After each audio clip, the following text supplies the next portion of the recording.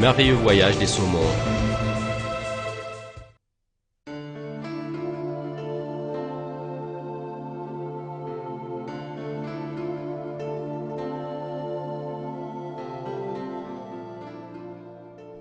Sur les rives ouest des rivières de l'Amérique du Nord, vit un des migrateurs les plus intéressants du monde. Ceux-ci sont les saumons qui, en affrontant diverses difficultés, franchissent les rivières et les vallées.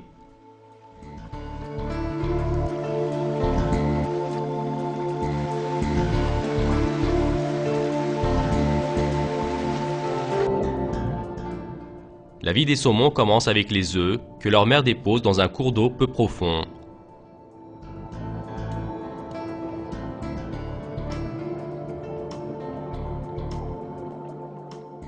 Le premier repas des bébés qui grandissent sont les sacs nutritifs disposés spécialement à l'intérieur des œufs. Et quelques semaines plus tard, ils atteignent la taille suffisante afin de se chercher de la nourriture dans le cours d'eau. Pendant environ 1 an, ils continuent à vivre dans le cours d'eau et dans ce laps de temps, ils grandissent de plus en plus.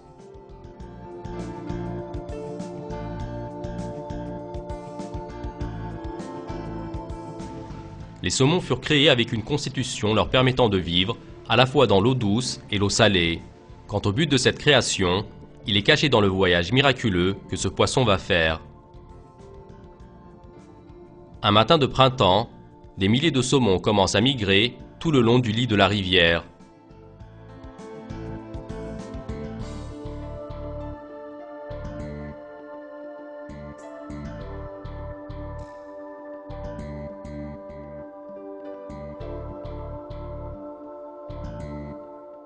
Quant à l'objectif qu'ils vont atteindre à la suite de ce voyage qui va durer des semaines, il est magnifique.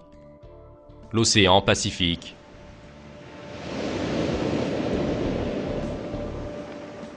Dès qu'ils atteignent l'océan, le mécanisme génétique des saumons produit un changement structurel dans leur corps et le poisson est alors en mesure de vivre dans l'eau salée. Tout au long des 1 ou 4 années suivantes, ils vont parcourir des distances gigantesques dans l'océan. En sortant des rives de l'Amérique, ils passent à côté de l'Alaska et en traçant un grand arc vers le Japon, ils reviennent.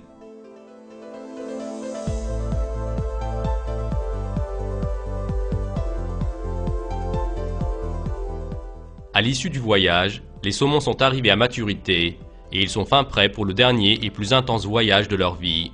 Ils vont retourner chez eux, c'est-à-dire dans le lit du cours d'eau où ils sont nés. Dans le lit du fleuve où ils sont passés des années auparavant pour atteindre la mer, maintenant, ils commencent à nager dans le sens tout à fait opposé, c'est-à-dire à contre-courant. Aucun obstacle se présentant en face d'eux ne les décourage. Lorsqu'ils rencontrent des chutes d'eau, ils poursuivent leur route en sautant hors de l'eau. Ils peuvent même franchir des obstacles de 3 mètres en sautant.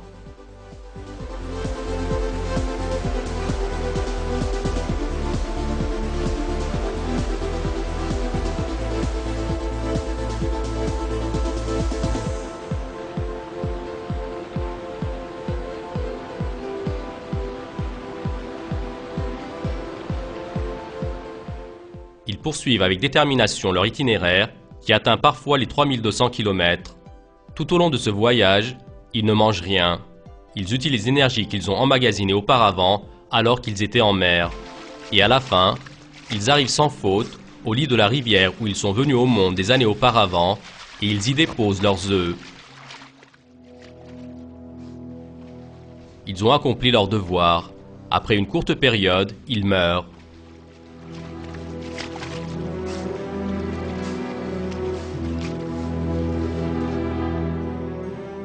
Ce voyage des saumons est un des événements les plus étonnants dans la nature. Après avoir vécu plusieurs années dans la mer, comment des milliers de saumons trouvent-ils le lit de la rivière où ils sont nés? Pour cela, ils doivent d'abord trouver leur cours d'eau parmi les milliers qui se jettent dans le gigantesque océan Pacifique. Et ensuite, tout le long du cours d'eau, ils doivent nager sans se tromper, malgré le fait que celui-ci se sépare en branches plusieurs fois, et à chaque embranchement, ils doivent prendre la bonne décision et aller dans le bon sens.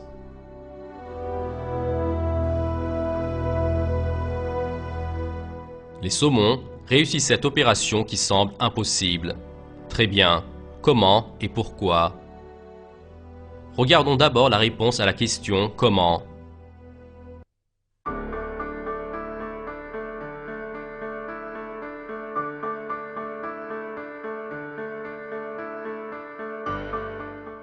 Les recherches montrent que les saumons ont été créés avec un système sensoriel spécial afin d'accomplir ce voyage. Pour s'orienter dans les océans, ils furent créés avec des boussoles naturelles qui perçoivent le champ magnétique terrestre. Par ce moyen, dans les eaux immenses du Pacifique, ils trouvent leur chemin sans faire d'erreur.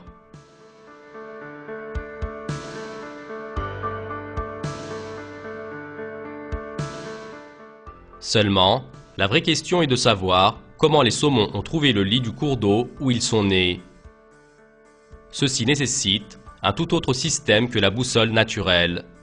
Les recherches effectuées à ce sujet montrent que les saumons furent créés avec l'organe olfactif le plus sensible du monde et qu'ils trouvent le cours d'eau où ils sont nés en suivant l'odeur de ce dernier.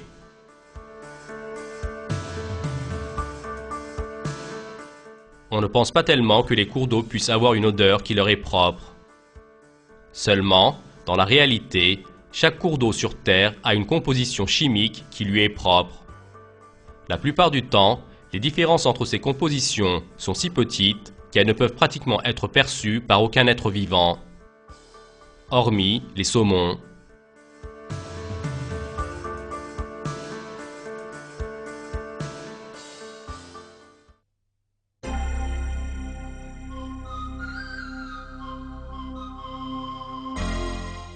Un des événements les plus intéressants qui révèle l'aptitude des saumons à s'orienter fut vécu dans la ferme d'élevage de poissons de Prairie Creek, en Californie du Nord.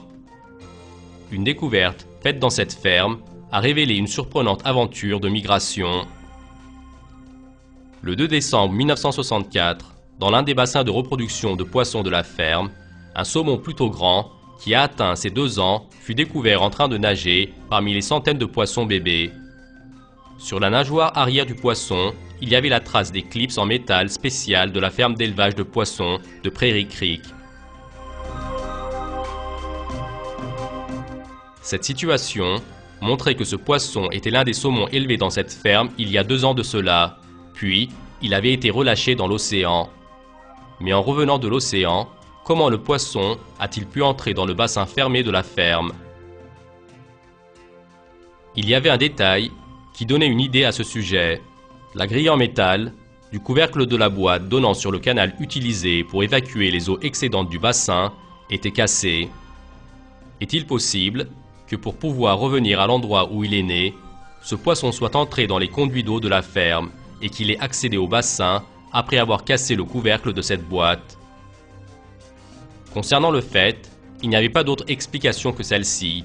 Mais quand on pense au trajet que ce poisson devait parcourir de l'océan jusqu'à ce bassin, cela semble impossible. Pour que le saumon puisse retourner à la ferme où il est né, il devait commencer son voyage de ce point, c'est-à-dire de l'endroit où le fleuve Redwood Creek débouchait sur l'océan. Ensuite, le poisson devait nager 5 km à contre-courant et il allait ainsi parvenir au premier embranchement. À cet embranchement, il va prendre la bonne décision et se diriger vers le nord. Seulement, après un certain temps, il allait venir à une bifurcation plus ardue. Car, dans cette bifurcation, pour le saumon, il y avait 2 signaux très similaires l'un à l'autre. La ferme de poissons où le saumon est venu au monde était tout juste située au milieu de la bifurcation. Le premier choix qui vient à l'esprit, c'était que le saumon aille à droite car l'eau de la ferme coulait du côté droit. Mais pour une certaine raison, il a choisi le côté gauche et il a commencé à s'approcher de la ferme où il est né par la partie arrière. La raison de cette décision étonnante était cachée sous l'autoroute qui passe dans la région. Sous l'autoroute, il y avait un canal où étaient jetées les eaux excédentes de la ferme d'élevage de poissons. Dans les périodes normales, très peu d'eau vient de ce canal et elle est absorbée par la terre avant de pouvoir atteindre la rivière.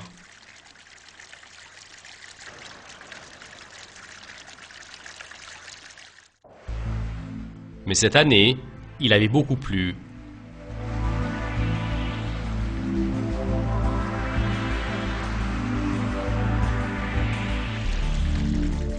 En raison de la pluie, les eaux du canal ont pu atteindre la rivière.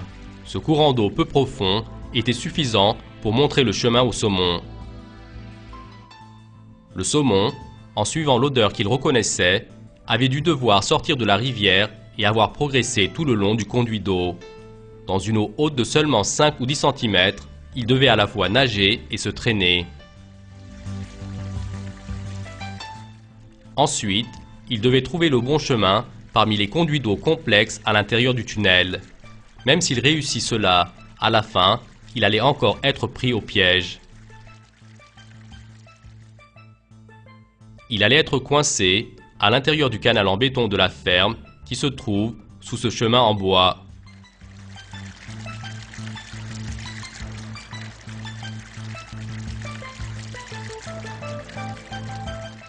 Mais le saumon n'a pas abandonné. Il a trouvé le tuyau de 12 cm de diamètre reliant ce canal au bassin.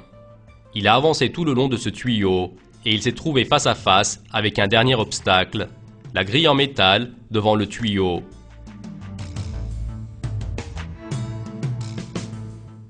Quant à cet obstacle, il l'a franchi avec de solides coups de tête.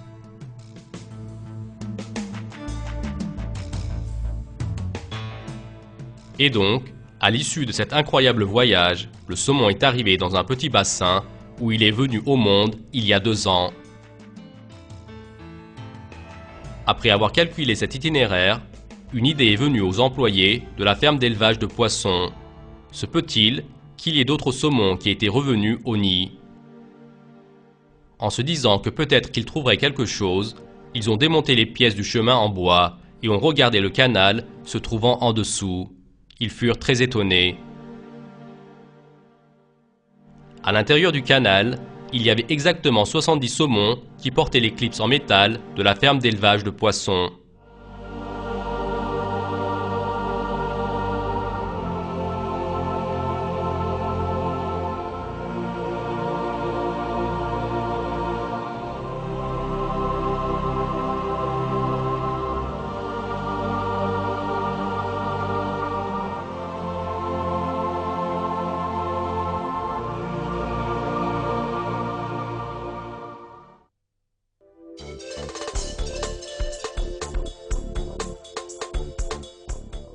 Toute cette histoire extraordinaire des saumons nous présente des preuves importantes au sujet de la création.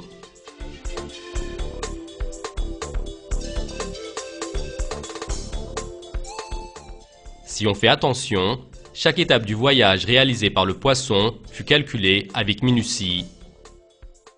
D'abord, le fait qu'il existe un programme qui ordonne au saumon de retourner dans le lit de la rivière où il est né, et ce, bien des années après, est un grand miracle en soi. En plus de cela, le fait que ce poisson possède le sens olfactif le plus sensible du monde, ainsi qu'un système de boussole naturelle lui permettant de trouver son chemin dans l'immense océan, ne sont certes pas des aléas. Tout ceci montre que le saumon est un être vivant spécialement créé pour le chemin de migration déterminé pour lui.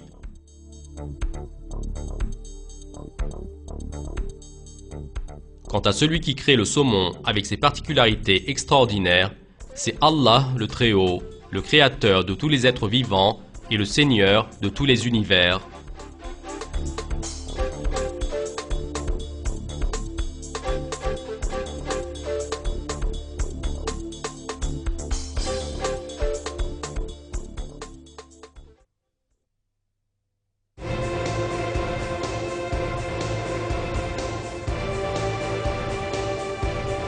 Le miracle chez l'abeille.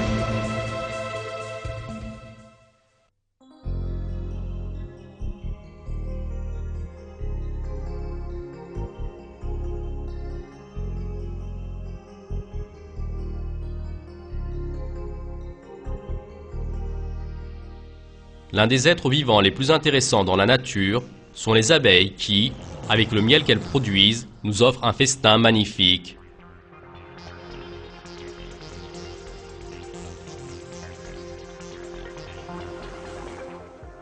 Les abeilles vivent sous forme de colonies dans les ruches qu'elles ont bâties avec de grands efforts. À l'intérieur de chaque ruche, il y a des dizaines de milliers de petites alvéoles hexagonales qu'elles ont construites pour stocker le miel. Pour remplir ces alvéoles avec du miel, les abeilles sont tenues de collecter du nectar dans les fleurs. Ceci est une opération plutôt laborieuse.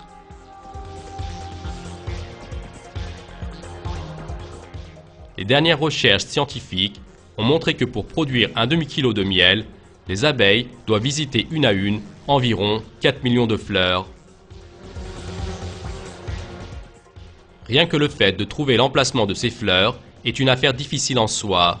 Pour ce travail, les abeilles chargent certaines d'entre elles en tant qu'exploratrices et messagères.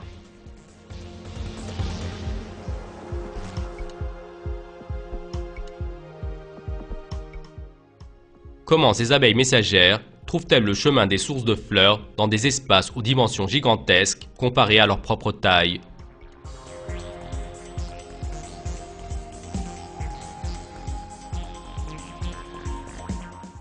Comment retournent-elles à leur ruche sans se perdre et sans se tromper de chemin? Et le plus important, comment indiquent-elles l'emplacement de la source qu'elles trouvent aux autres abeilles de la ruche? En étudiant ces questions, des vérités très intéressantes furent révélées. À l'écran, vous voyez une abeille messagère qui a trouvé une source de fleurs. Le devoir de cette abeille messagère est de retourner à la ruche et d'indiquer aux autres abeilles l'emplacement des fleurs. Dès que l'abeille messagère retourne à la ruche, elle commence à indiquer aux autres abeilles la source des fleurs qu'elle a trouvées. D'abord, elle fait goûter une petite partie du nectar qu'elle a collecté des fleurs et ainsi, elle leur donne des informations concernant sa qualité. Ensuite, la vraie opération commence, c'est-à-dire l'indication de la direction. L'abeille donne cette indication avec un procédé très intéressant, en dansant.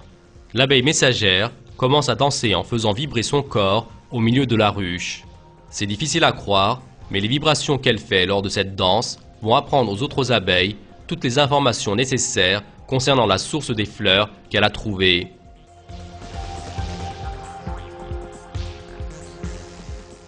Par exemple, si la danse qu'elle effectue est sous forme d'une ligne droite vers le haut de la ruche, cela veut dire que la source de nourriture est exactement dans la direction du soleil.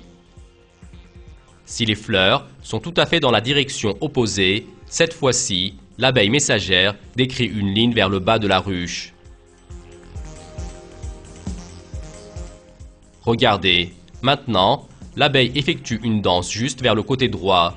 Ceci montre que la source des fleurs est du côté droit avec un angle d'exactement 90 degrés. Quant à cette abeille messagère, elle indique à ses amis une inclinaison qui est à 45 degrés par rapport au côté gauche du soleil.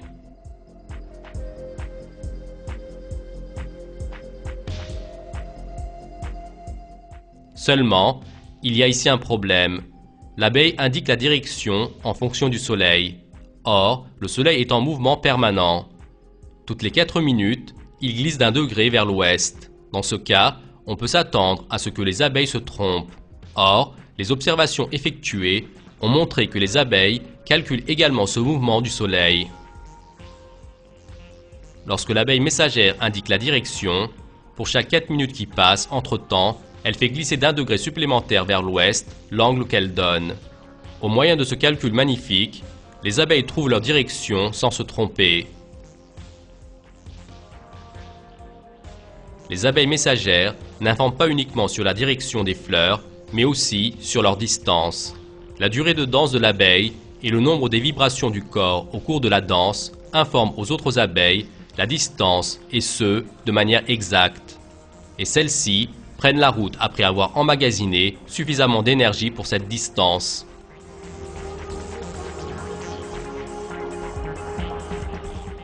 Ces caractéristiques merveilleuses des abeilles ont été testées avec une expérience réalisée en Californie, aux États-Unis. Dans l'expérience, 3 récipients avec une certaine quantité d'eau sucrée furent déposés dans 3 endroits différents. Un temps après, les abeilles messagères ont découvert ces sources. L'abeille messagère qui a atteint le premier récipient fut marquée d'un point, celle qui a atteint le deuxième récipient d'un trait et celle qui a atteint le troisième récipient d'une croix. Quelques minutes après, on a vu que les autres abeilles de la ruche ont observé avec attention ces abeilles messagères.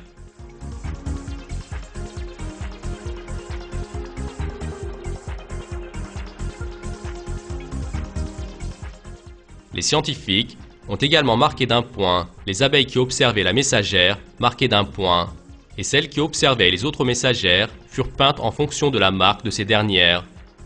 Quelques minutes après, sont arrivées au premier récipient uniquement les abeilles marquées d'un point, au deuxième récipient celles marquées d'un trait et au troisième récipient celles marquées d'une croix. Ainsi, il fut prouvé que les abeilles dans la ruche ont trouvé la direction en fonction de l'information donnée par les abeilles messagères.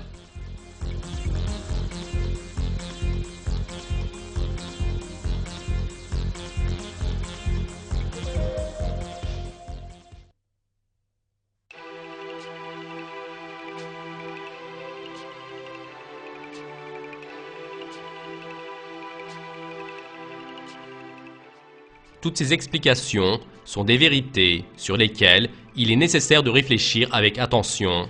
Comment est donc apparue cette étonnante organisation chez les abeilles? Un petit insecte qui n'a pas d'aptitude comme penser et raisonner, pourquoi endosserait-elle le rôle de messagère? Comment peut-elle penser qu'il faille chercher des sources de nourriture et informer ses amis de ces dernières? Même si elle pense à cela, comment peut-elle développer une technique de danse informant les autres abeilles à la fois de la direction et de la distance de cette source?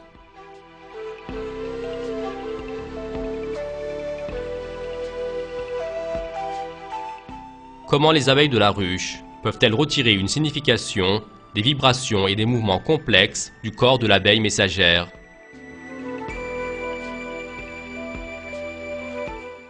La théorie de l'évolution de Darwin, qui prétend que la vie sur Terre est apparue avec des hasards, est sans recours devant ces questions.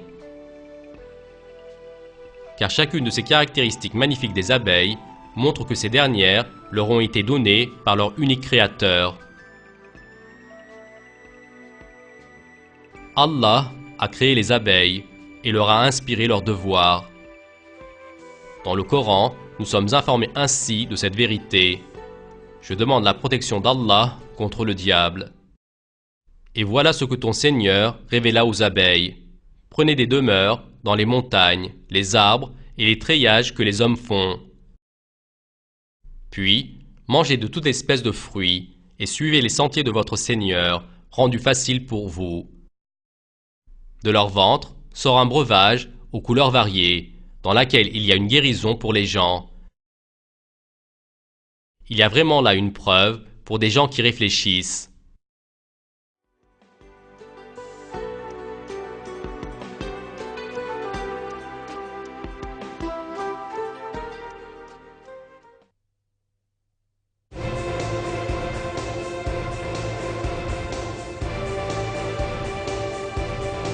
La migration miraculeuse du monarque.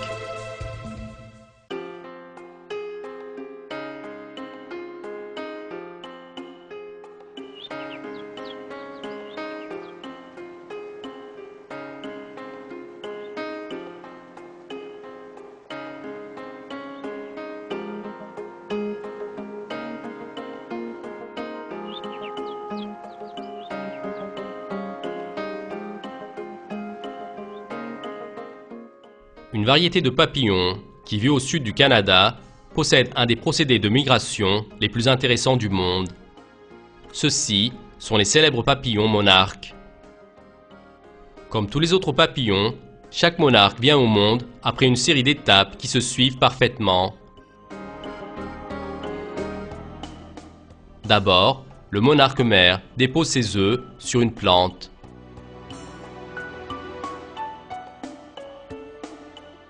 Les petites larves qui sortent des œufs se nourrissent un certain temps avec les fleurs et se transforment en chenilles. Ensuite, ils se font un nid fermé qu'on appelle cocon. Le cocon du monarque est tout à fait une merveille de conception. Il est attaché à une branche d'arbre avec un lien fin mais très solide.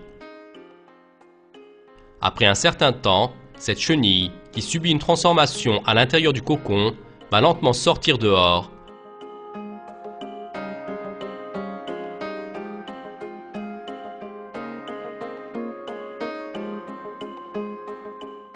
Avec une nouvelle création, il est devenu un papillon magnifique.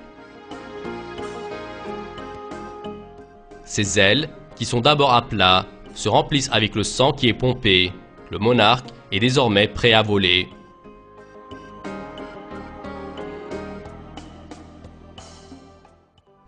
Il y a une particularité très intéressante qui différencie les monarques des autres variétés de papillons.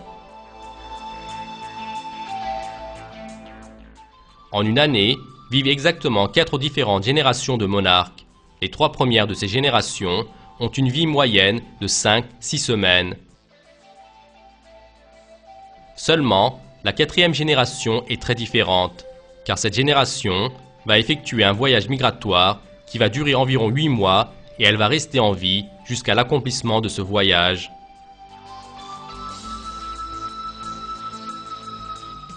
La migration commence des différents lieux de concentration de monarques dans le sud du Canada et progresse vers le sud.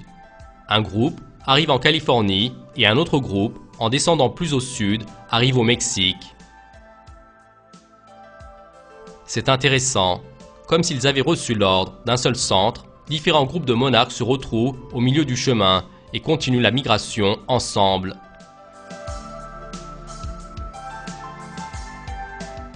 Et le commencement de la migration des monarques fut planifié d'un seul centre. Les papillons ne prennent pas la route à un moment quelconque, mais juste la nuit de l'équinoxe d'automne, quand la nuit a une durée égale à celle du jour.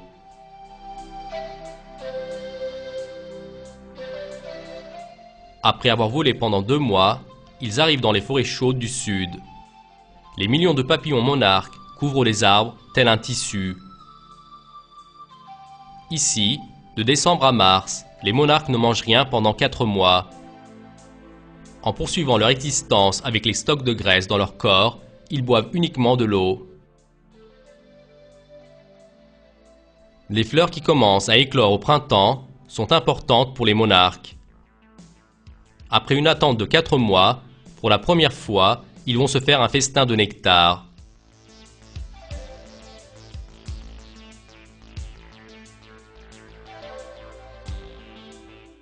Désormais, ils ont stocké l'énergie nécessaire pour le retour en Amérique du Nord. Vers la fin de mars, ils s'accouplent avant de prendre la route. Le jour même de l'équinoxe de printemps, la colonie commence à voler vers le nord.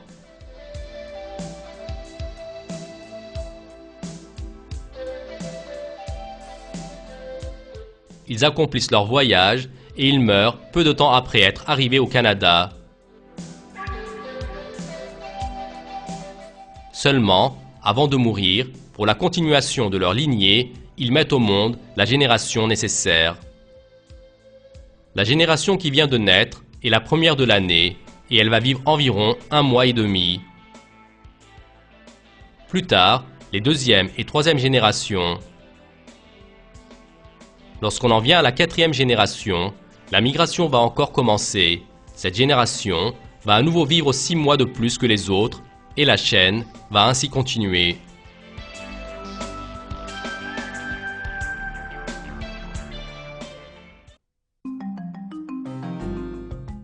Cette migration magnifique amène à se poser de nombreuses questions. Comment se fait-il qu'une de chacune des 4 générations naisse de manière à vivre 6 mois de plus? Cette génération qui vit longtemps, comment se fait-il qu'elle coïncide toujours au mois d'hiver? Comment se fait-il que les papillons commencent la migration juste le jour de l'équinoxe et qu'elles réussissent à faire ce fin calcul? Comment la génération de monarques nouvellement née connaît-elle les routes migratoires qu'elle n'a jamais empruntées auparavant? Tout ceci montre que les monarques furent créés selon un plan migratoire parfait et qu'ils se conforment au plan à la lettre. S'il y avait eu la moindre erreur dans le plan, les monarques n'auraient pas pu accomplir la migration. À ce moment-là, tous les papillons seraient morts durant cet hiver et la génération des monarques aurait disparu.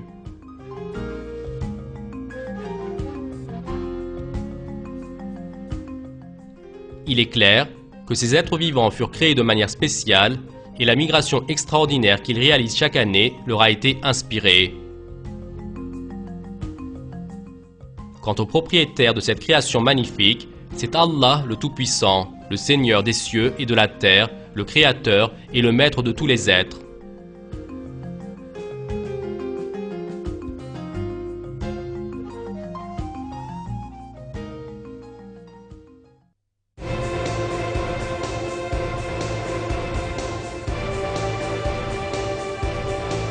Une machine de vol parfaite, la libellule.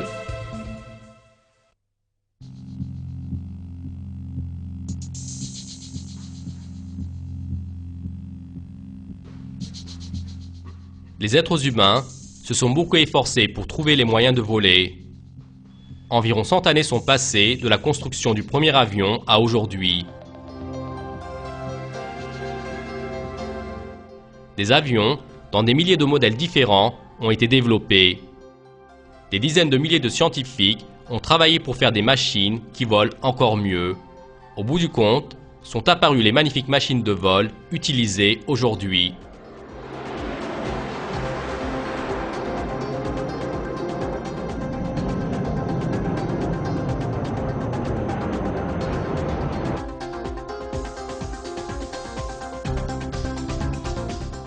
Voler est une grande force.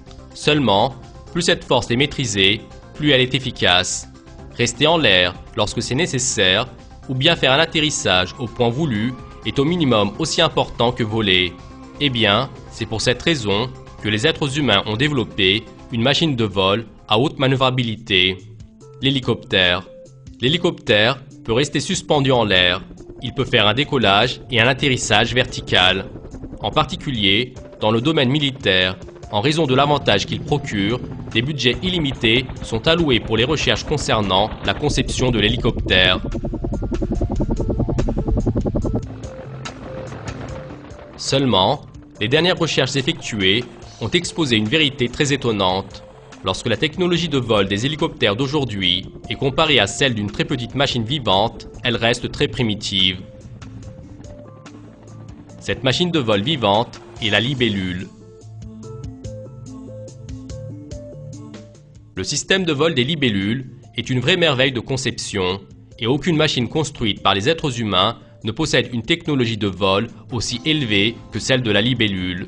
Pour cette raison, la conception du dernier modèle Sikorsky, l'éminent hélicoptère du monde, fut réalisée en prenant comme exemple la libellule. Dans ce projet, la firme IBM, qui a aidé à la conception du Sikorsky, a téléchargé la photo de la libellule dans un ordinateur spécial, lequel fut fabriqué pour ce travail. Après, en considérant les manœuvres de la libellule en l'air, des milliers de croquis furent réalisés par ordinateur. Ensuite, en prenant comme exemple la technique de vol de la libellule, le modèle Sikorsky fut révélé.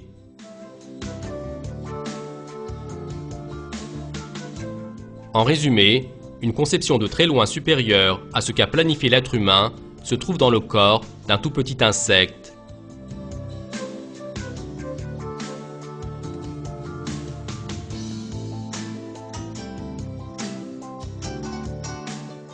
Les techniques de vol de la libellule et la conception dans ses ailes montrent à l'être humain une vérité manifeste. Ce petit être vivant est un miracle de la création qui nous montre l'art d'Allah.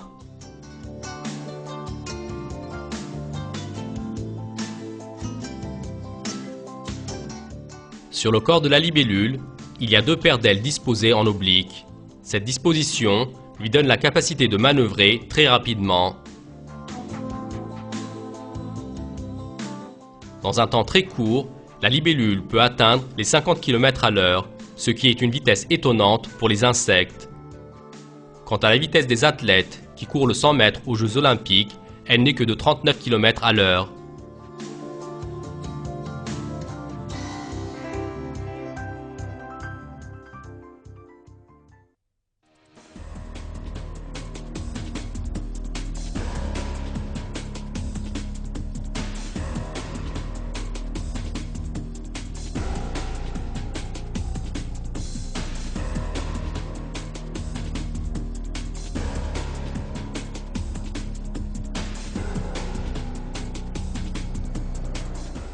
Une autre condition pour bien voler est de bien voir.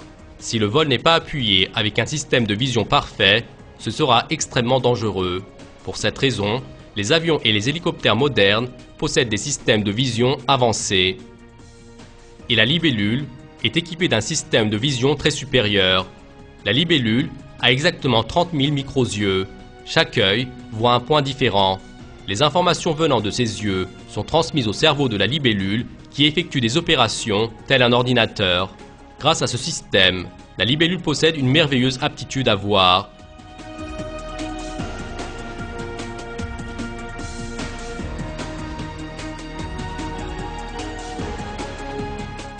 Quant à la capacité de manœuvre de la libellule, elle est plus avancée que l'hélicoptère le plus développé.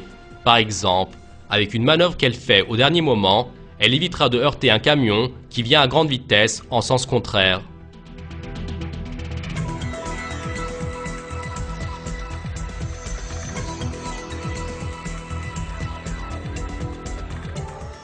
La libellule est maintenant face à face avec un double piège. Elle doit à la fois éviter de heurter le pare-brise de l'automobile qui vient d'en face et fuir le rapace qui veut la chasser. Et elle réussit cela avec une manœuvre très habile.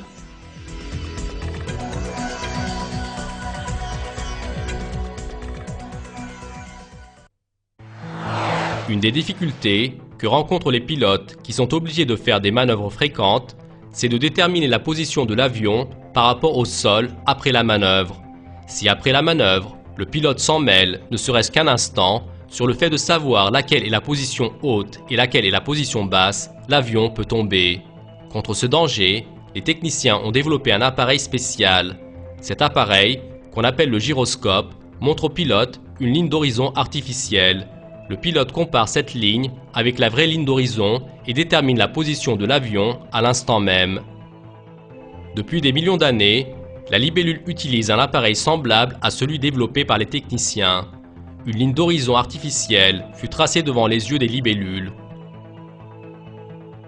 Peu importe avec quel angle vole son corps, grâce à cela, il maintient sa tête constamment parallèle à la ligne d'horizon. Lorsque lors du vol, le corps de la libellule change de position, les duvets entre sa tête et son corps sont stimulés. Les cellules nerveuses, qui se trouvent à la base de ces duvets, envoient des informations aux muscles de vol concernant la position aérienne de la libellule. Et par ce moyen, les muscles de vol règlent de manière automatique la vitesse du battement des ailes et leur nombre. Ainsi, même au cours des manœuvres les plus difficiles, la libellule ne perd jamais la direction et le contrôle de son vol. Ce système est une vraie merveille d'ingénierie. Eh bien, sur ce point, le devoir qui incombe à une personne possédant l'intellect, c'est de réfléchir. La libellule est un insecte qui n'est même pas au courant des systèmes extraordinaires qu'elle possède. Qui donc a installé dans le corps de cet insecte les systèmes de vol complexes que même les ingénieurs les plus habiles prennent en exemple? Qui a donné à la libellule les ailes parfaites, les moteurs qui font fonctionner ces ailes, le système de vision supérieure? Cette conception magnifique, l'œuvre de qui est-elle?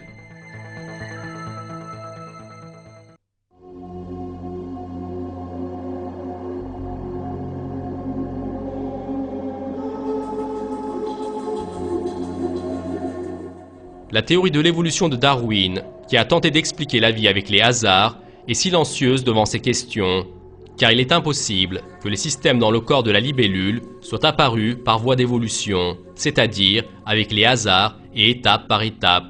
La raison de cela est que pour la vie de l'être vivant, tous les systèmes doivent exister en même temps et de manière intégrale. Et il fallait que la première libellule sur Terre apparaisse avec ses mécanismes parfaits d'aujourd'hui.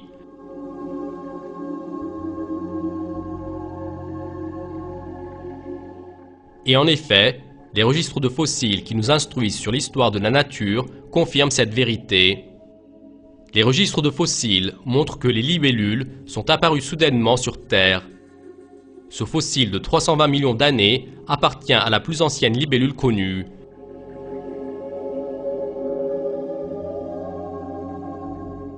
Dans les strates, contenant les fossiles des périodes antérieures, il n'y a aucun insecte semblable à la libellule. Plus encore, les registres de fossiles montrent aussi que depuis le jour où elle est apparue jusqu'à maintenant, la libellule n'a subi aucune évolution. Les plus anciens fossiles de libellules et les libellules qui vivent de nos jours sont entièrement identiques. Entre le fossile de libellule de 140 millions d'années que vous voyez en ce moment et son congénère vivant installé à ses côtés, il n'y a aucune différence. Ces vérités prouvent encore une fois l'invalidité de la théorie de l'évolution et montrent comment furent créées la libellule ainsi que tous les autres êtres vivants sur Terre.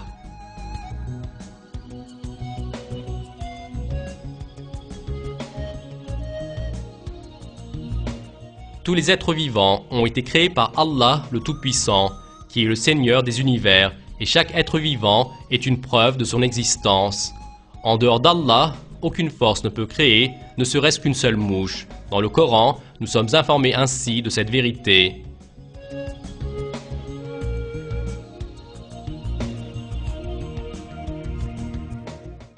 Ô homme, un exemple vous est donné, écoutez-le. Ce que vous invoquez en dehors d'Allah ne saurait même pas créer une mouche, même quand il s'unirait pour cela. Et si la mouche les dépouillait de quelque chose, il ne saurait le lui reprendre. Le solliciteur et le sollicité sont faibles.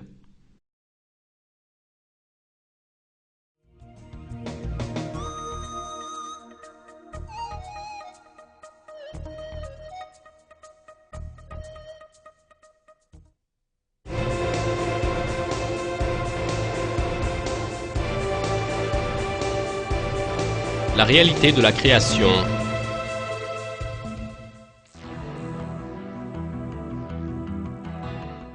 Les êtres vivants que nous avons examinés tout au long de ce film ne sont que quelques-uns des miracles de la création dans la nature. En fait, tous les êtres vivants dans la nature ont été équipés avec des caractéristiques merveilleuses et chacun est une preuve qui montre la puissance et l'art d'Allah.